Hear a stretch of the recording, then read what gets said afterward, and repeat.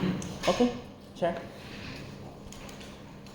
Welcome to preliminary round 3 of the American University of Phnom Penh deBateman 2024. My name is Chaebol, and I'm beyond delighted to be the moderator in this round. This round debate concerns promotion. This house addresses Chaebol Conglomerates. On the government bench, we have team AUPP Eagles. Can you please introduce yourself to the room individually according to the order of the speaker roles? Please also identify who the reply speaker is. Greeting Judge and participant, moderator and everyone. So my name is Kem Ley and I will be the first speaker of AUPP. Greeting everyone, I'm Phnom and the second speaker for AUPP. Greeting everyone, I'm Conglomerates and I'm the third speaker of AUPP. And I will be the reply speaker. Thank you, government. Now, on the opposition bench, we have team deBateman. Can you also please introduce yourself individually according to the speaker roles and the reply speaker to the room? Hello, my name is Vincent. I'll be first and reply speaker. Hi everyone, I'm Kem Ley. I'll be second. Hi everyone, I'm Chaebol. I'll be third. Thank you, opposition. Lastly, honorable judge, may you also please introduce yourself to the room? Hi everyone, my name is Hirai. Let's have a nice, fun debate today, and hopefully, at the end of the debate, we'll learn something about each other. Thank you, teams and judge. Now that we have been formally introduced, I would like to remind the room of the timekeeping rules. I will ring the bell once at the first minute of the speech, signaling the end of the rotating time when POIs can be offered. I will ring the bell once again, signaling which is the 6th minute for constructive and 3rd minute for replies, which is your last minute of the speech. To signal the recommencement of rotating time when POIs can no longer be offered. I will ring the bell twice when the time is the 7th minute for constructive and 4th minute for replies, signaling that the speaker should conclude their speech within the next 15 seconds. Judge should also be reminded to stop taking notes of the speech and any materials after this time. I will ring the bell thrice at the 7th minute and 15 seconds for constructive and 4 minutes and 15 seconds for replies, signaling that the speaker should stop their speech and return to their seats. To observers, you are reminded to silence your devices and not cause any disruption during your debate. Now, without further ado, I now shall call upon the Prime Minister to take the stand to open the case for the government.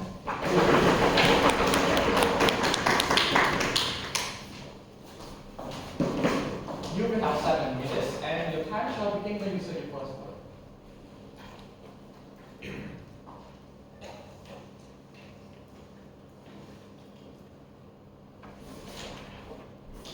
Greeting judges and participants. At first glance, Chaebol might seem like has helped Korean economy to what it is today, but at what cost? It's always deeper and darker than what it seems. First, I will begin with characterization and then I'll bring the arguments from our side of the debate. So, what is Chaebol Conglomerates?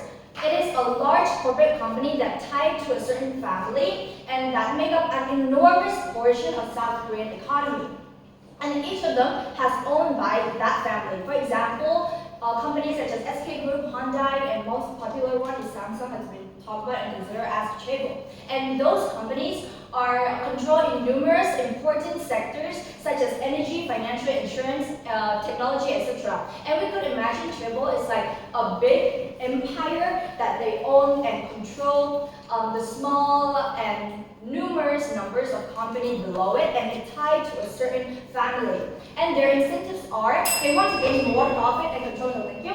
And they want their kids. They always want to inheritance and keep their wealth in their family. And one more thing, they always sniff out competitors that want to start up any companies or any idea in the country and want to get control on it. And I will explain more later on how there is so rare and almost impossible to see a startup that actually make it into Korean market, because they want to take control of everything. And there are multi-sectors. So sectors such as energy, which is essential to our country, has been owned by them, that they control many other sectors. And how is this Chaebol system happen? It is important to look at historical context because after the Korean War, the government has chose this Chaebol as one of the options to reconstruct their countries and give more opportunity to those families who own companies to grow them more and reconstruct the whole South Korean economy. Therefore, those companies since then has a large influence in political. It has a large political influence, and because there's companies such as Samsung, they own like 20% of the whole economy to a single company, and especially when they own by one family, it sticks to a long time, a strong power to the government. This shocking example, this is why we're having this debate today. And this Chaebol also have affect Korean greatly. Our second speaker will expand on that too. So first, the Chaebol system made Korean economy so vulnerable to Chaebol. Why? Because those Chaebol or those companies basically affect the entire company. So if there are any disruption into those companies, the economy will be affected as well. For example, if there are any financial because there are so large, if there are any financial and there's already been a countless subsidized in various sectors in the Chaebols, and because there could be a disruption, then the economy will be affected as well.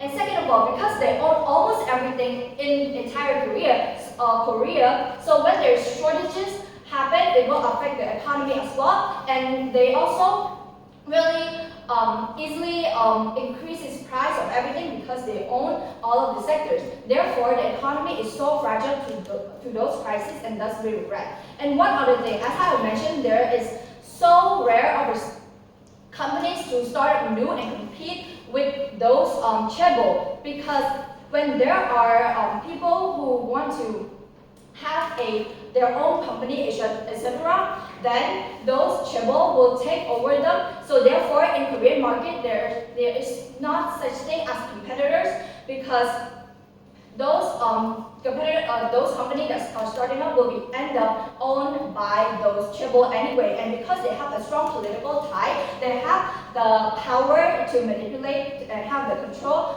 on those startup companies. For example, Samsung Electric acquired Hyundai Cardon, which is a startup company, and and also Hyundai Motor also own Kia Motor. And this is why it's hinder potential economy growth, because there is not so much competitors into the market. And one other thing, in a country that has economically strong as Korea, there is so extreme income inequality, and the inequality is keep growing larger, because the Chaebol made up 84% of the GDP already, and it's only take up 10% of the workforce, and that's why it is an undeniable proof of wealth inequality, recognizing that there are inequality everywhere in this world. But with a country with a strong economy, it is so extreme to have this type of inequality, and it keeps growing larger between the gaps. And also, the top 1% of South Korea hold 30.6% of the total wealth in the country. So this is a huge gap of income distribution, and the rich keep growing bigger in their Chaebol system, while the normal citizen is stuck in their 9-to-5 corporate life without having the opportunities to be big, or such as starting their own companies. So therefore, this unequal development in the nation will have great effects on the citizen, especially with the power that tied with the political systems as well. That makes us need to rethink that Chaebol is not a sustainable solution that South Korea needs. So we need to rethink that. Thus, outside of the debate, regrets.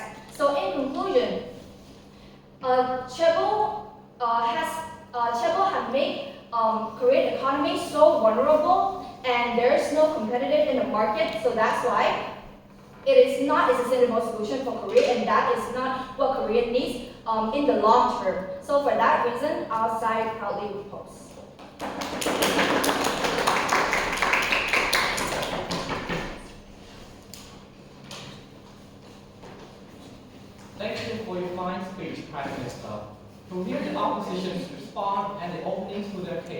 I shall call upon the leader of the opposition. Hear, hear.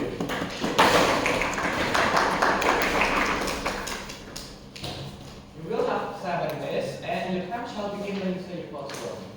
Before you speak, please speakers accept one POI if so many was raised against you.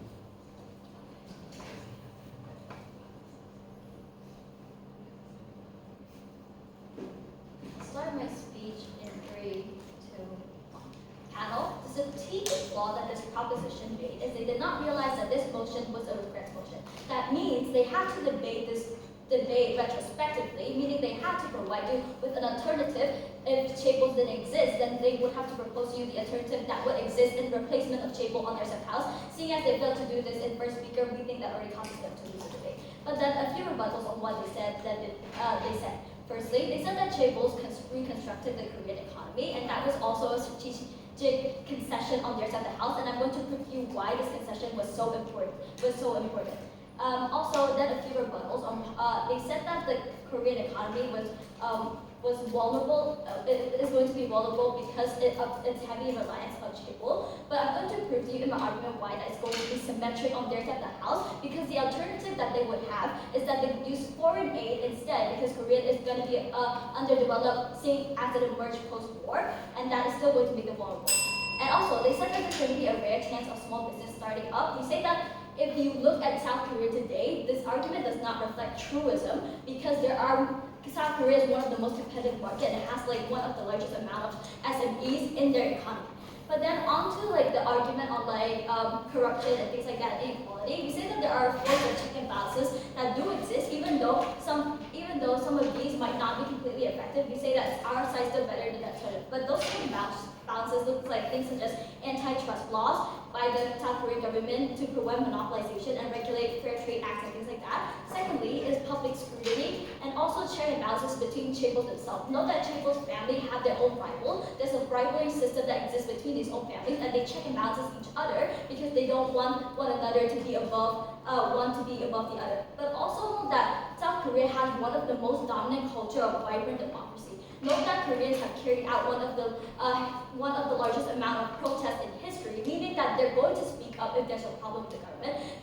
These Koreans are people who will not stay silent. They will be okay with doing things such as taking down the government and protesting or voting out certain governments that do not support them. But then moving on to set up 2 pieces of characterization. We think that because proposition is so fond of history, let's take them on. I'll give you a better analysis of what history actually looks like. South Korea Chaebol conglomerate emerged subsequent to the Korean War, during which Korea was in economic and political shambles. This means that multiple of Korea's industry were damaged, millions were unemployed, and debt amounted to millions. This means that inherently, South Korea was in a vulnerable state. Why is this piece of characterization so important then? This proves 2 things. This proves that one, Chaebols were a crucial actor in rebuilding the South Korean economy post-war. This looks like them employing millions of people and being the primary contributor to Korean economy.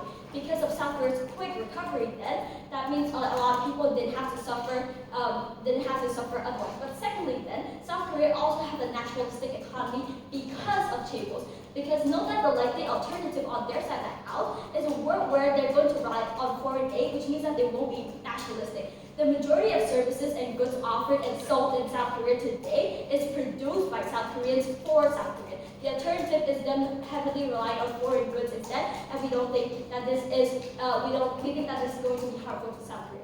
The only comparative that opposition can defend is a world in which they rely on foreign aid and foreign entities. And so far, we prove to you that this is detrimental to their economic development and also their self-determination as a country that we win this debate. First argument on why rapid economic development was so crucial for South Korea. Panel, note that an important piece of characterization in this debate is that Chaebols once again emerged after the Korean War, but the one that left South Korea in turmoil. We're going to prove to you why active economic reform was necessary. Firstly, benefit to the poor and vulnerable actor.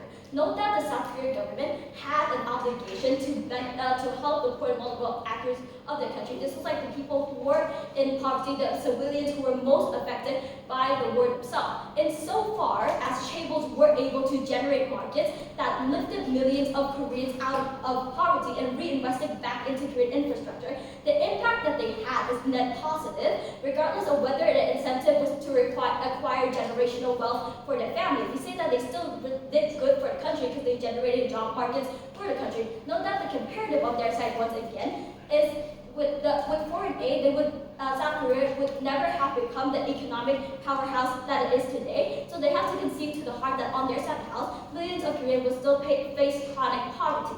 Second analysis then on South Korea's necessity to protect itself against North Korea's threat. Note that Chaebol emerged after the post-Korean War, which means that during that time, in around the 60s, South Korea was still under heavy threat from North Korea.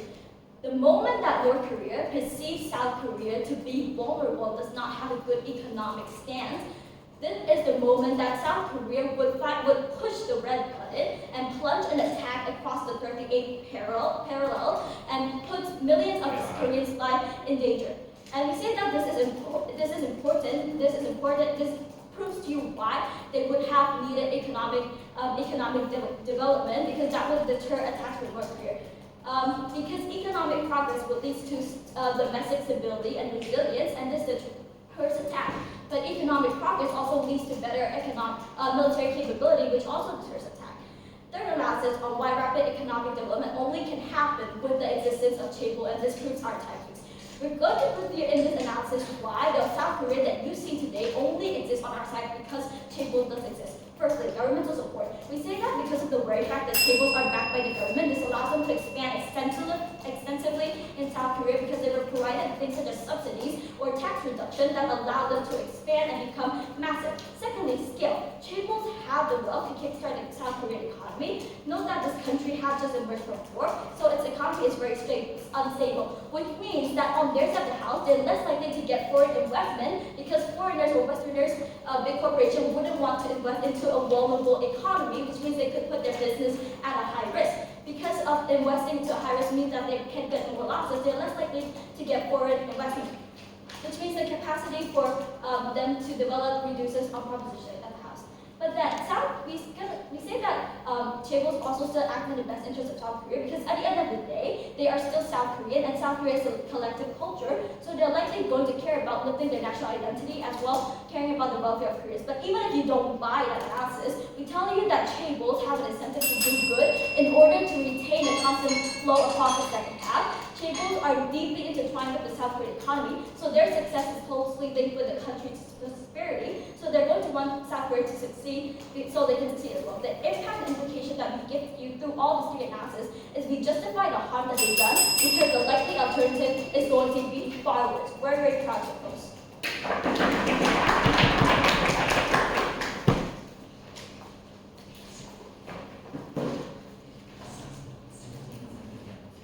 Thank you for your fine speech, leader of the opposition.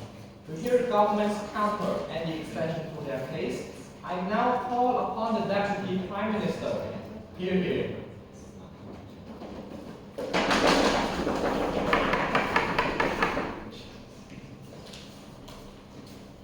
You will have 7 minutes, and the time shall begin when you say your first word.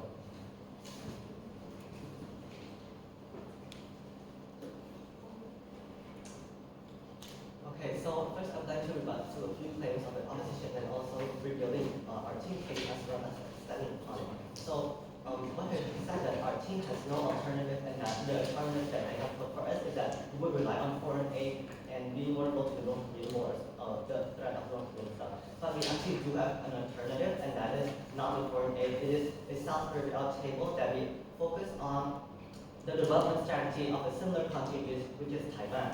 So Taiwan does not have these big like family-owned conglomerates, and they develop their development side, like history is quite similar because their country does not have the resources or does not have agricultural landscape like South Korea, and also they are heavily relying on export, like economies like producing exporting their own like technology and methods and stuff like that, right? So with this, the only difference is that South Korea actually have policies that encourage small and medium businesses, so SME. So instead of conglomerates, they can still have a policy to develop these small and medium businesses and still develop the economic growth, the fast economic growth that South Korea have done. And they actually have equal median income too. So we see that this path is possible for South Korea, and they don't have to rely on this foreign aid that the opposition have brought up. So my first speaker Chaebol will expand upon more on this comparison.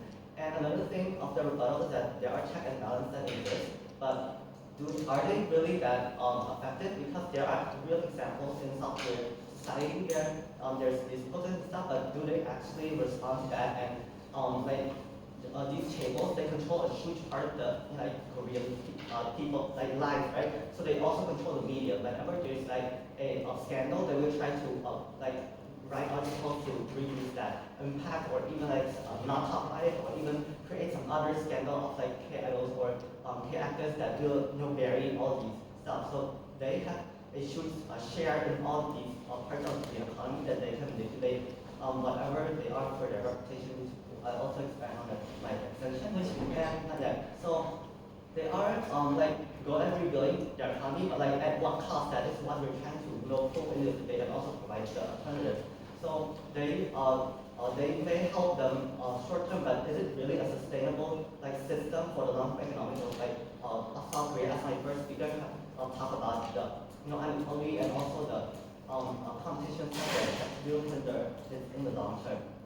And they also said that these Chaebol systems are close with the government, which is also part of our argument that they are close with the government, that is deeply intertwined, and that is bad because I will be expanding on my extension right now. So Chaebol have a huge influence in politics. So the government have an incentive to help these Chaebols because they rely on their money for their campaign strategy. So since they control a huge part of society, like I said, they need the money from the Chaebol to campaign for the people, and the government also have an incentive to maintain the structure of the Chaebol, this unsustainable structure, because if that would fall to there be a problem with it, then it would break up would impact the economy when there's because these Chaebol family hold a huge share of the family, they would get the most profit from it, but that also means they have the most control of it. So if the government wants to do something that would break that or ruin the structure, then that will cause great economic crisis that what my first speaker had talked about.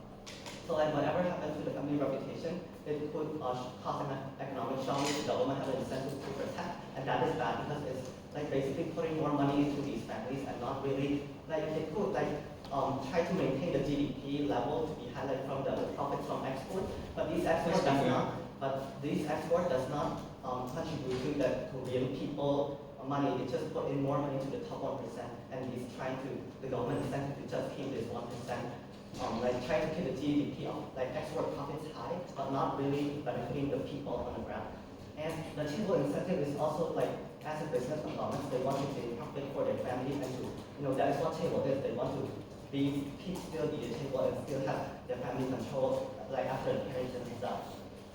So so if they have the capacity to influence the government, they will. And so, for example, in an example, the 2015 Samsung merger, Samsung was losing control over one of its subsidiaries. And to do this, they have a strategy, they don't say a strategy to merge these two companies. And to doing that, they need approval from the Prime Minister. So they bribe the Prime Minister to accepting this merger, and it was successful because the incentive I have said earlier, the Prime Minister has an incentive to accept it. But what has that cost? 2 years later, the Prime Minister was jailed for 24 years. So we see that these Chaebol conglomerates cause a lot of instability in politics, and at what cost the country was turned to this turmoil, but the conglomerates actually got out of it. They won this, they got out of it with even more benefits because the merger was successful. The family still hold a large share of these subsidiaries, of these subsidiaries. So these family won in the end, and even the person the son of the Lee family that did this orchestrated this plan was actually put in there, but he came out early and also made the chairman of Samsung as well.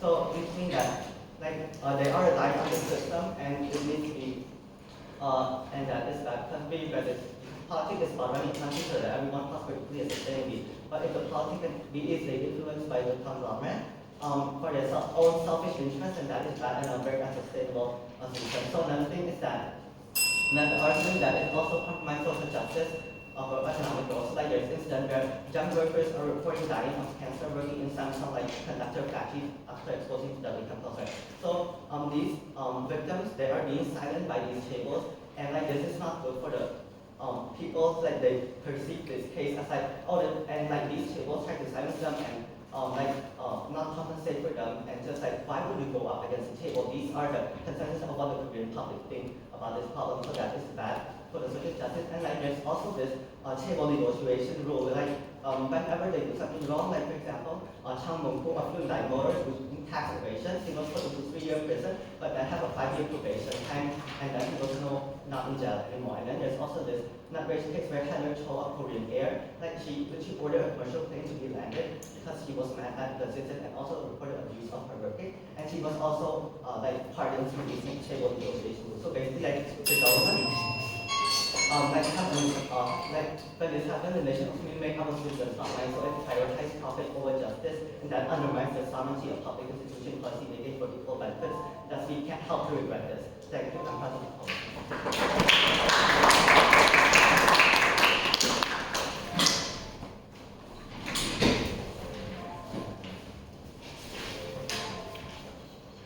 Thank you for your fine speech, Deputy Prime Minister. To hear the opposition's counter and the extension to their case, I now call upon the Deputy Leader of the Opposition. Here.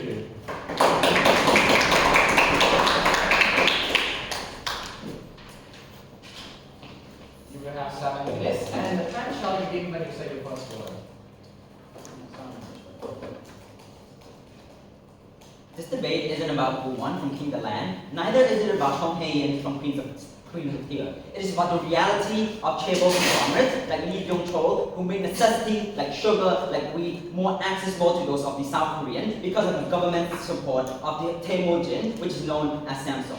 This debate is the contextualization of this debate is a South Korea that literally just emerged out of war, a vulnerable South Korea. The proposition needs to realize that the South Korea literally just came out of war and its vulnerability and all of that such. We don't think that their argument stands. I'm going to do 3 things in this speech. First, a few points of refutation. Second, I'll clear up this debate by giving an overall clarification of what this debate is about. And then thirdly, I'll go on to my own argument on why foreign influence is harmful to South Korean self-determinism. First, let's just clear things up, right? Proposition gave you the alternative in the second speech, which we were fine with it. But then, why is the alternative not going to work within the instant? They gave you alternatives like Taiwan, in the country that literally didn't go through the amount of years of war like South Korea did. Taiwan is literally not Taiwan. The important characterization that we gave you since first is that South Korea literally just emerged from war. But even if you don't buy into that, right? South Korean economy isn't able to rely on itself yet. It literally had even Chaebol strategy in and of itself had to rely on foreign influence in order to be able to actually able to be processed within the first place. We don't think that the alternative is likely going to work. But even if you buy into the alternative, we don't think that even if you buy into that truism of the alternative, we don't think that it's likely going to bring you that much economic benefit insofar as the Chaebol companies aren't going to thrive in the first place, making necessity such as wheat and sugar more accessible to those of the South Korean, literally post-war, because all of these necessity was a must for these people. But then secondly, let's point out a few pieces of rebuttals then. First, proposition came up here to tell you that there's likely not going to be a competitive market insofar as they're going to be a monopoly from these Chaebol conglomerates. Why is it not true? We give you in false alternatives such as antitrust law, such as check and balances within the government. All of these things are likely going to check and balance monopoly from happening within the first place. The current status quo dictates that South Korea has a lot of indie companies that a lot of people buy into because people just inherently consume things. Therefore, people who like to consume indie and indie products are probably going to consume it anyway. Therefore, there's still going to be competitiveness in the market. But then secondly, a rise in emerging companies, right? Rise in emerging companies in the South Korea, such as Penh and all that such, can still operate insofar as the Chaebol companies. We don't think that the issue of competitiveness matters in that form. And then secondly, right, they refuted to the issue of check and balances by saying that they can just get away with it anyways. But their examples literally shot themselves in the foot. Insofar as they brought to you all of the examples of insofar as they brought to you the examples of the president getting jail time for 2 years or 4 years, all of these are literally examples that show to you that check and balances does exist. They can still get caught for all of their corruption on their side of the house. We think we're literally going to flip this. Insofar as because of the Chaebols on their side of the house are Korean, we have more accountability over them. We can put them in jail insofar as they are our people. We don't think that they can stand in this debate. But moreover, on the second argument then, on why foreign influence is harmful to South Korea's self-determinism. The thesis of this argument is when South Korea heavily depends on foreign aid, they lose out on various factors such as economic development, but also country sovereignty. We think that the most likely counterfactual proposition is a world where South Korea is engulfed by Western influence because of the overarching dependency of foreign aid with no other alternative. With the contextualization of the Chaebol economic strategy, Chaebol only emerged in the early 1960s. This was barely a decade after its liberation from North Korea. The overall trend is that countries that emerge from war are supposed to be heavily influenced by more powerful world powers. Look, we don't think that the alternative is going to be applied in this instance insofar as South Korea literally just emerged from war. We think that they have to rely on foreign aid to a certain extent. Through structural reasoning, why this is uniquely true for South Korea. First, weak governance. We tell you that the aftermath of war makes the country an economic shambles. This makes them more susceptible to being the pawns of a powerful country. In the absence of effective state institutions, powerful countries may exploit political and economic or security vulnerability to exert control over key decision-making and resources. Essentially, states that recently broke out from war may not have strong of a control over the country. But even with the little control that they have over the country, we think that foreign aid or foreign investors will literally exploit over that. Look, when a foreign company comes into the South Korean state, they can literally exploit their labor and be able to get away with it because there is no accountability mechanism for these people. Insofar they're people from the foreign land. But moreover, this is a vulnerable South Korea that literally needs money. We don't think that these people are going to be taken. We don't think that is legitimate to be taken accountable with. I'll take you now. Your point is just proving our claim, because we know that South Korea back then was in a vulnerable state. That's why when the Chaebol come in helping the country with economy, that's why they have a strong political influence on the government of the South Korea till now. No, it is because of Chaebol helping the people of South Korea that made it so that people of South Korea had jobs. It made it so that people of South Korea had rice and wheat to eat. Because of the Chaebol, in and of itself, that allowed people to have all access to these necessities. Second thing, then on strategic geopolitical interest. We think two things. This looks like two goals. First, the U.S., the foreign aid, they want to establish a military base, just like what they did at Djibouti, to secure access to natural resources or gain political leverage by exerting control over the country. We think that this is especially true for South Korea, a country that is literally geographically next to the US, because Russia, China, and Russia. But moreover, the US tends to want to assert its ideology on democracy. Thirdly, on circular flow from foreign investment. We think that even if MNC comes into South Korea and establishes a company or firms in their country, the vast majority of money is probably going to the pockets of their countries anyway. We don't think that this is why foreign investment is likely going to happen. No, this is where we break the clash. This is where we break the deadlock of economic activity. Even if you get some form of economic activity on proposition through foreign aid or foreign investment, we don't think that the circular flow cash flow is likely going back into the country.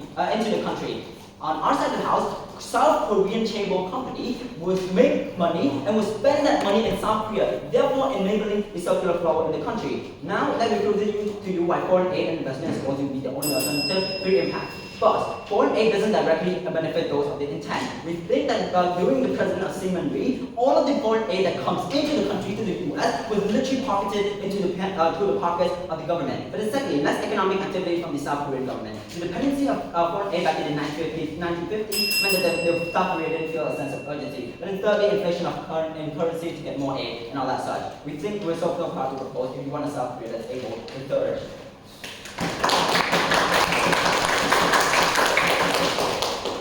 You propose? Inside? You propose? Thank you for your eloquent speech that speaks leader of the opposition. To whip the debate and close up the case for the side government, I now ask for the government bit. You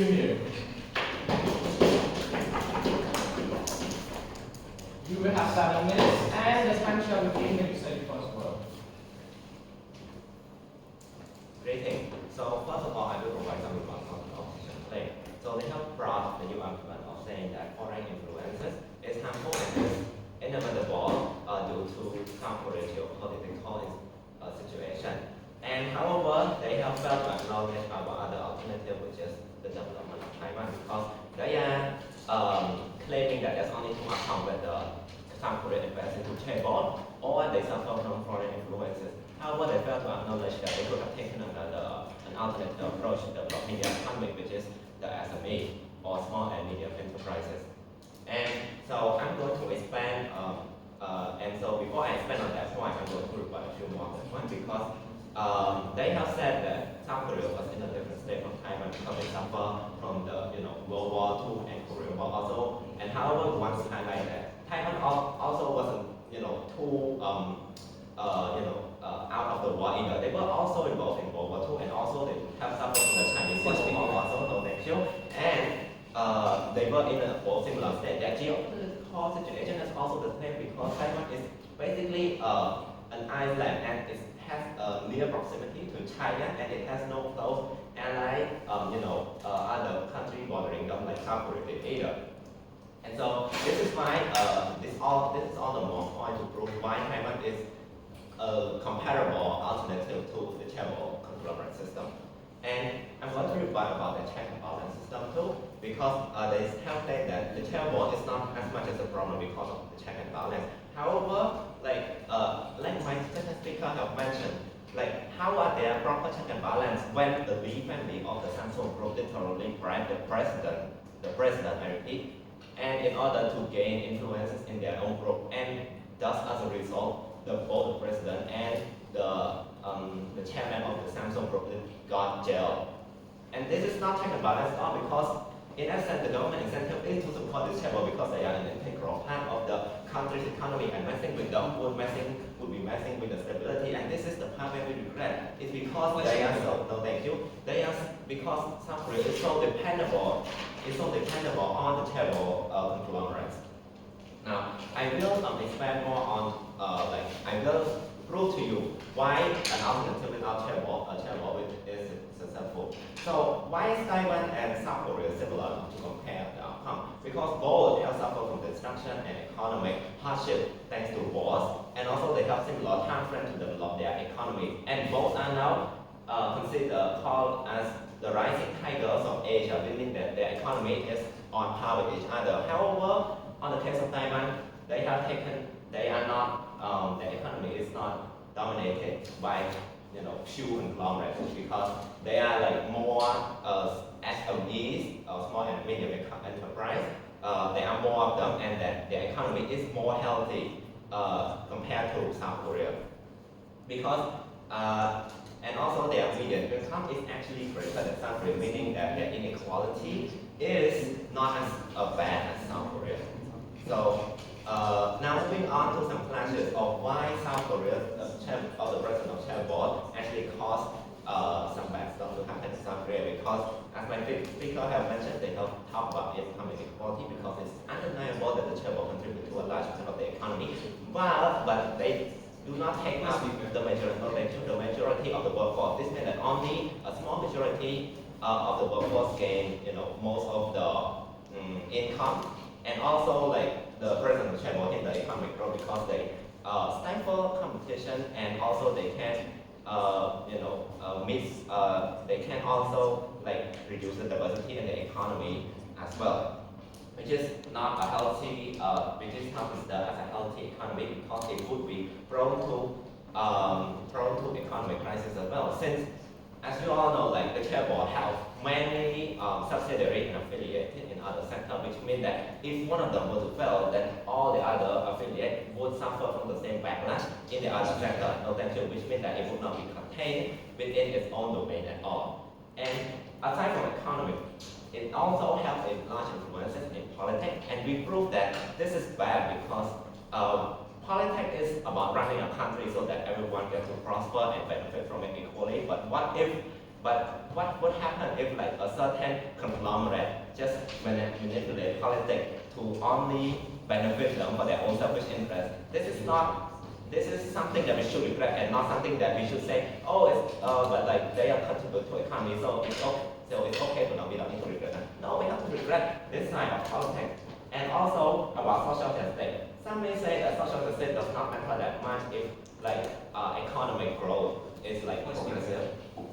The different nuance between Taiwan and South Korea is that South Korea already had precedents for relying on aid. During President Syngman Rhee's rule of South Korea, he was heavily relying on aid from the US. Why don't you think South Korea would continue this pattern of relying on the US aid?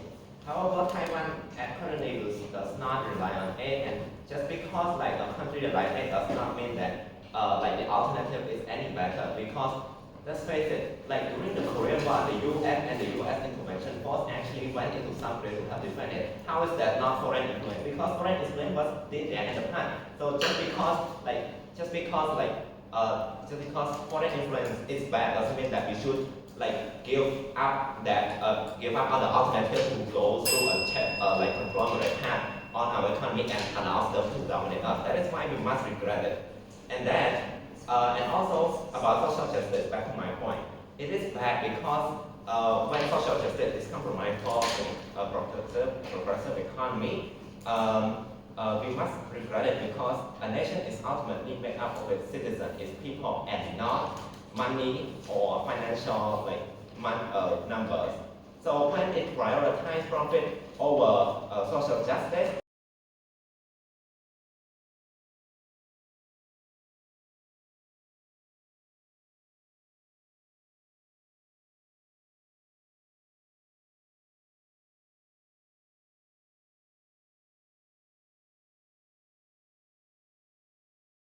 and that undermines the sovereign institution in policy making for the development work. Thus, we property is nothing the benefit is to everyone in the world. So all in all, benefit outweighs the loss. Thank you.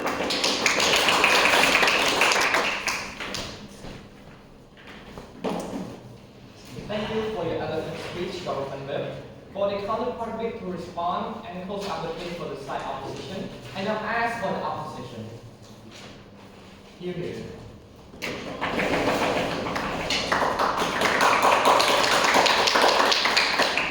You then have 5 minutes, and the time shall begin legislative process. May I recommend this speech? It's already recorded.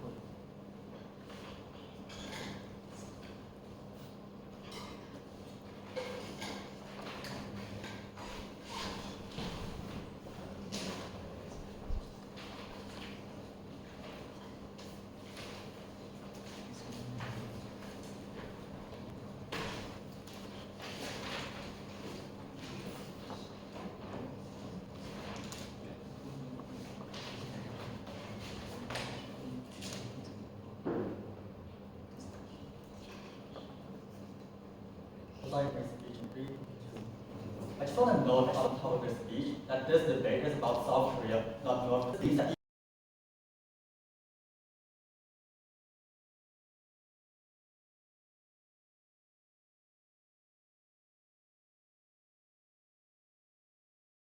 Insofar as South Korea is a democratic state and not a communist state, like what proposition characterizes in first proposition.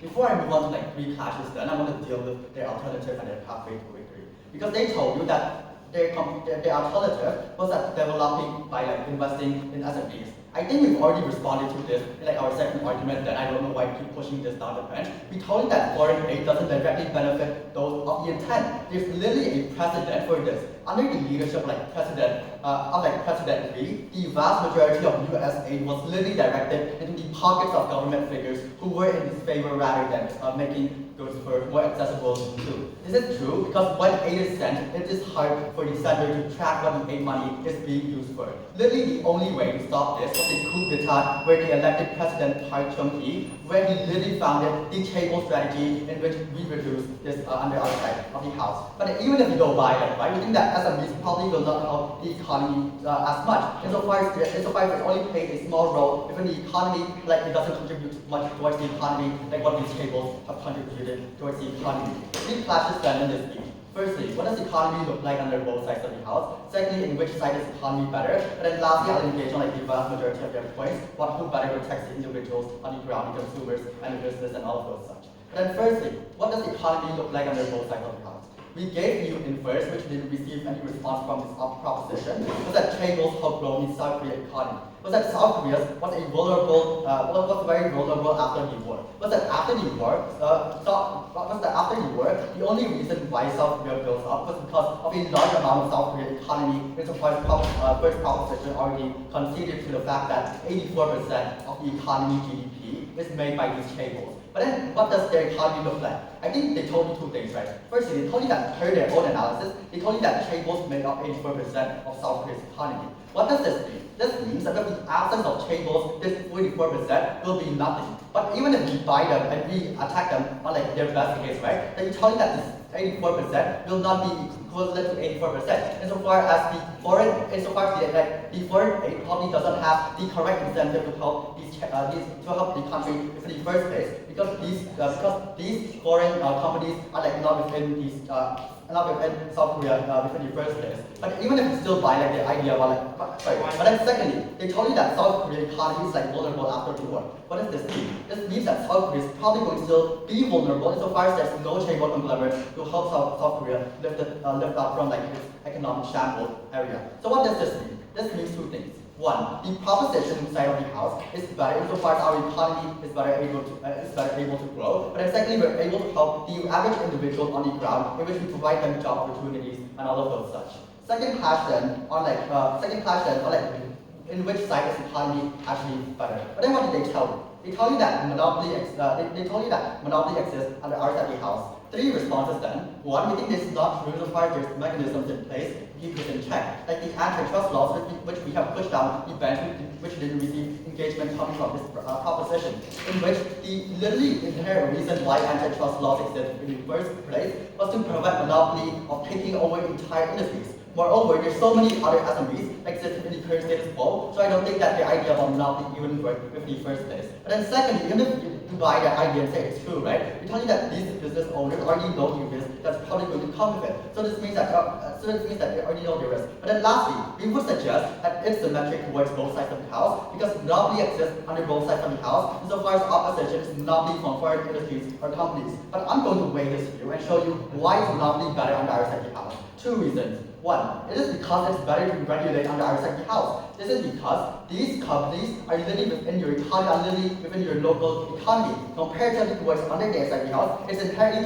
harder to regulate these companies insofar as they are from like other countries or other nations. But then secondly, we tell you that these Chaebols are the owners of these Chaebols, like what first proposition characterizes, exist within the current status quo, live in South Korea, which means that they are born in South Korea. This means that they have the best incentive to mine, as opposed to those that does not come from South Korea. So we think that monopoly is inherently better under our side of the house in our worst case scenario where monopoly do exist. But then second thing they told you was that, there's going to be financial risk. I don't think proposition can just argue on financial risk, and so far as South Korea is probably one of the most like developed countries within the world. But even if you still buy that, right, I'm going to give like three responses then. Firstly, we tell you that the risk is quite minimal, insofar as there's over 80 Chaebols in South Korea to keep this in check, which means that these over 80 Chaebols in South Korea can keep the economy checked, which means that even if one Chaebol is like collapsed and all of those such, these 79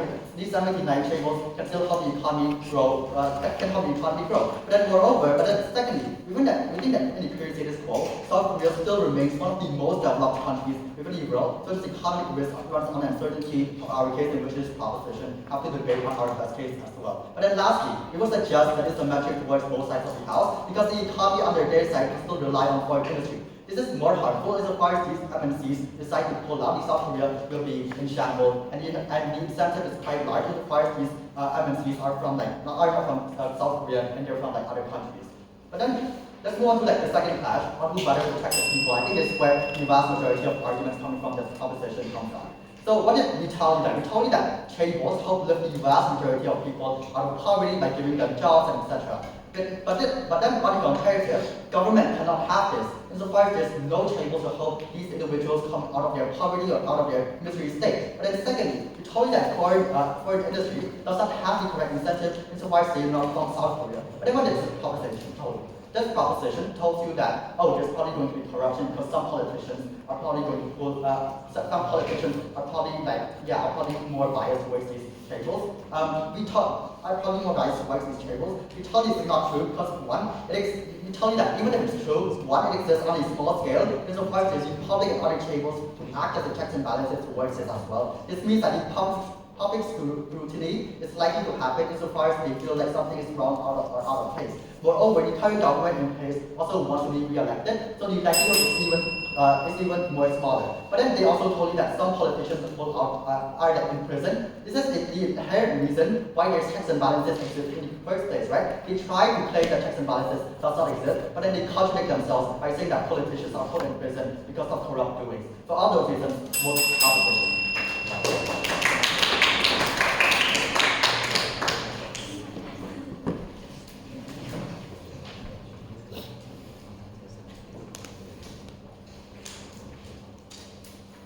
Thank you both teams for both of the cases that have been heard by the judge today. Now that the constructive phase of the debate has come to an end, it is time for both teams to give their reply speeches and end today's debate.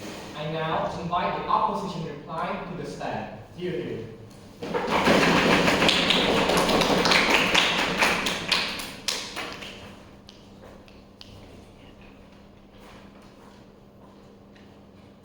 You will have 4 minutes, and the time shall begin when you say the first word.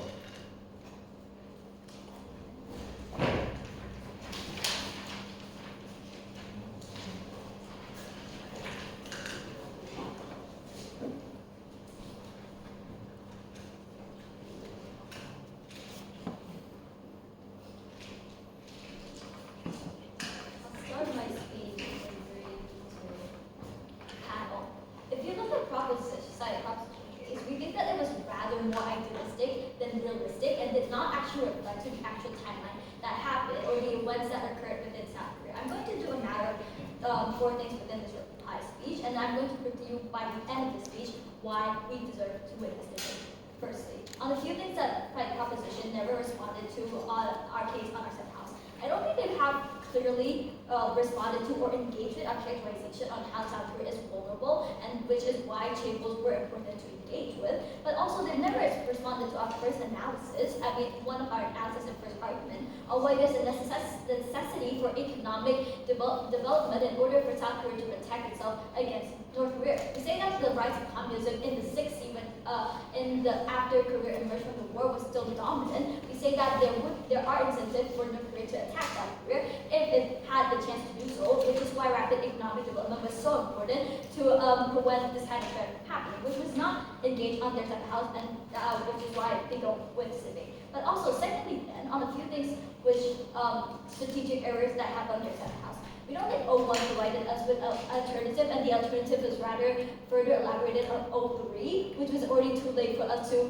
further respond in our case. But then 02 provided us with a one-liner alternative. We don't think this actually proved the case because it was never clear how they mechanized the alternative on their side of the house anyways. But we've also told you already in first argument why economic reform only had happened with the existence of Chaebols, and we gave you 3 reasons why this is so. Firstly, because governmental support was important, and secondly, because the scale in which it could be done is better, because foreign investors wouldn't feel incentivized to invest into an economy that is crumbling, and rather they would feel, and if they would, on the best case, these are people who would actually want to monopolize the economy. And also, we also recognize why Chaebol is likely to act in the best interest of South Korea, as they are Koreans, and the cash would still create a circular cash flow.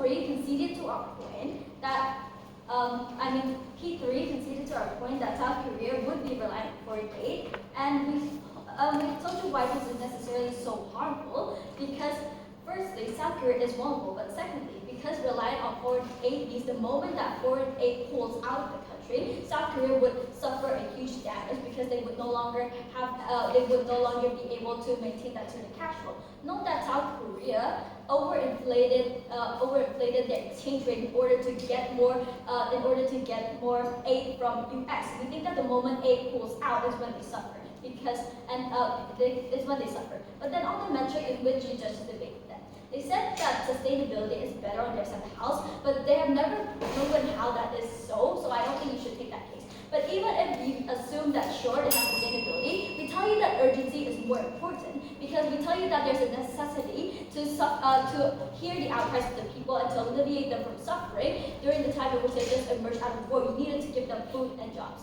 But then they asked us at what cost? We say that check and balances, they tell us that check and balances do not exist and that is harmful.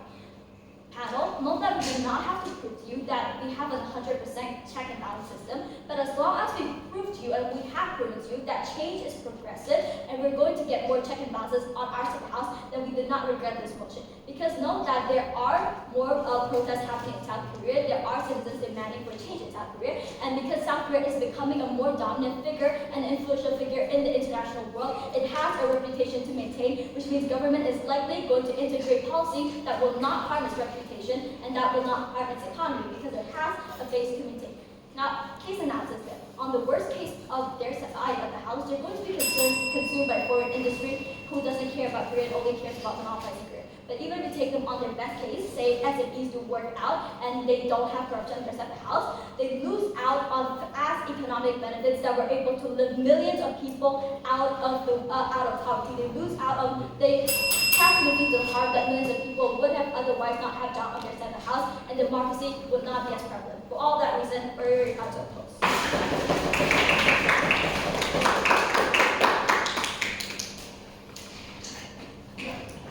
Thank you, opposition reply. To accord the same right to reply to the government, I now invite the government reply to the stand. Here.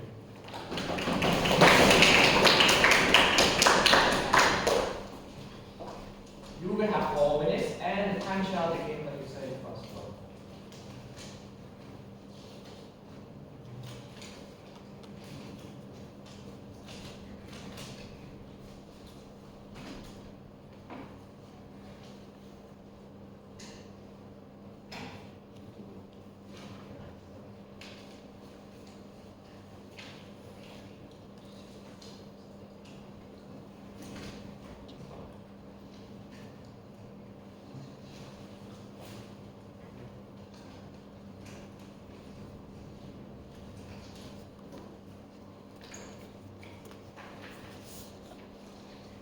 Judges, participants. Our house still stands strongly regret the conglomerates in South Korea. First of all, the AUPPD does not entertain an alternative at all and still keep bringing up that, because South Korea is vulnerable back in the history. But that is what we're acknowledging from the start of this debate. But we also acknowledge that it's a fast-growing economy arrives. But at what cost? Social justice, manipulate politics, manipulate the market. That is what we're trying to prove today, that Chaebol is not a sustainable solution. It does not have a sustainable future for South Korea. Because with alternative that we're doing, investing in SMEs like Taiwan, and the opposition that, in our best case that SME does work, but we acknowledge that it's not as fast, but look at Taiwan. Their result, they support millions of people construct from the war, which has similar Korea, but their income inequality is not widely gapped as Korea. They distribute really well. Like Korea, the income is really very wide, extreme, and it keeps growing. And this is our reason, because it is not a sustainable solution. And with the abuse of justice, like we have mentioned before, not something that South Korea want. Because Koreans always keep growing big because they need to protect those Chaebol in order to grow the country. So that policy check and balance that Al has mentioned is not going to work. Still need to keep this Chaebol growing, manipulate the market in South Korea. And with the social justice, it's easy for Chaebol to manipulate it, because even though the family wrong with politics or with crimes, the government will to keep them out for the incentive of keeping those strong for the economy. That's why the Chaebol leads to the whole economy is spent on them, that the government will do anything. So in comparison, alternative, which is Taiwan, is wrong, and it benefits to government, and also the SME is keep growing. Is really that they're like the market. There are some companies produce, but they choose this in. And one point of the opposition is that the is vulnerable and only choice of growing the country back down through, and their is not charitable.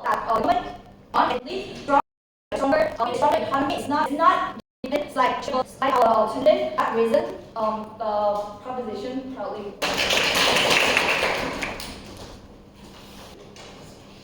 Now that the productive and price come to an end, the debate has as well. Thank you for the splendid efforts. I mean, your bunch of the tags of the THR. Let's go to make a decision on the mission. 5 minutes. 5 minutes. Yes. Good progress. You have to okay. Yeah, totally.